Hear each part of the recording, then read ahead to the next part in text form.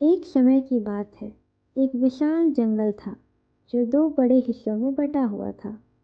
एक हिस्सा शाकाहारी जानवरों के लिए और दूसरा बाकी सभी जानवरों के लिए। फिर भी उस जंगल में सभी जानवर मिलजुल कर शांति से रहते थे।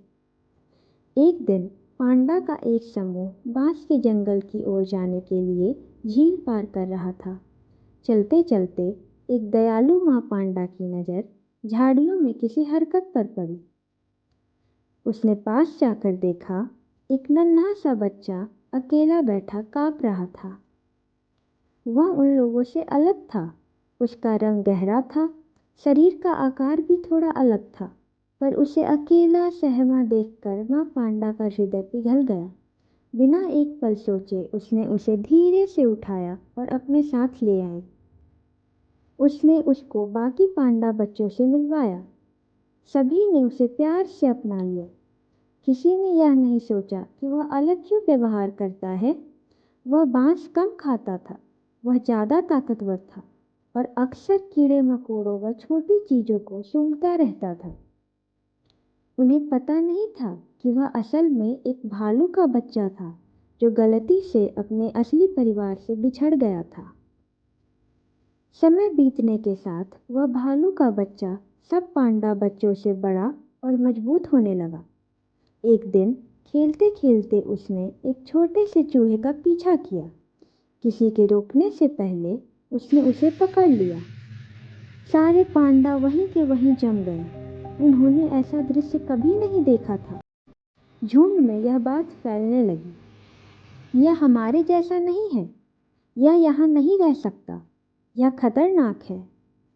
वे सब उस माँ पांडा की ओर मुड़े जिसने उसे बचाया था। माँ पांडा ने सिर झुकाकर धीरे से कहा, जब मैंने उसे पाया था वह घायल था। मैं एक असहाय बच्चे को अकेला नहीं छोड़ सकती थी। मेरा दिल नहीं मान पाया। लेकिन पांडा जिद पर अड़े रहे कि वह उनके बीच नहीं रह सकता। आखिरकार भारी मन से माँ पांडा ने कहा, अगर आप चाहते हैं कि वह यहाँ न रहे तो मैं खुद उसे उसके असली परिवार तक पहुँचाऊंगी। उसे यह जानने का अधिकार है कि वह कहाँ से आया है। इस तरह वे दोनों जंगल के अत्यंत दूर कोने तक पहुँचे जहाँ भालुओं का परिवार रहता था। वहाँ एक शांत जगह में एक उदास भालू दंपत्ति बैठा था, जिनकी आंखें महीनों की उदासी और इंतजार से बोझिल थी। लेकिन जैसे ही उन्होंने उस बच्चे को देखा, उनकी आंखें चमक उठी, उनकी सांसें थम सी गई, आंखों से आंसू बहने लगे। उनका खोया हुआ बच्चा वापस आ गया था। नन्हा भालू दौड़कर उनके गले लग गया, उनकी महक, उनकी गर्माहट, उनकी आवाज़ को पहचानते हुए। पूरा परिवार एक दूसरे को कस कर गले लगाकर खड़ा रहा। आखिरकार वे फिर से मिल गए थे। पास की झाड़ी के पीछे छिपकर माँ पांडा चुपचाप यह सब देख रही थी। उसकी आंखों में आंसू थे, खुशी के भी और बिछड़ने के भी।